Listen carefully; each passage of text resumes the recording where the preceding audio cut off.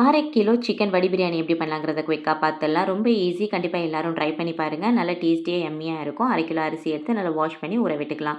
அதே மாதிரி சிக்கனையும் மஞ்சத்தூள், உப்பு சேர்த்து, மிளகாத்தூள் சேர்த்து நல்லா பிரட்டி வச்சுக்கலாம். இப்போ நெய், எண்ணெய் சம அளவில் விட்டு பட்டை, கிராம்பு, ஏலக்காய், 3 பல்லாரி வெங்காயத்தை நல்லா வதக்கிட்டு அது கூட 1 கைப்பிடி அளவுக்கு மல்லி புதினா சேர்த்துக்கலாம். 2 பச்சை மிளகாய், இஞ்சி பூண்டு பேஸ்ட்டு, அது கூட மஞ்சத்தூள், மிளகாத்தூள், அப்படியே உப்பு சேர்த்து 2 தக்காளியும் சேர்த்து நல்லா வதக்கி விட்டுட்டு, நல்ல தண்ணியை 3/4 லிட்டர் அளவுக்கு ஊற்றி கொதிக்க விட்டுக்கலாம்.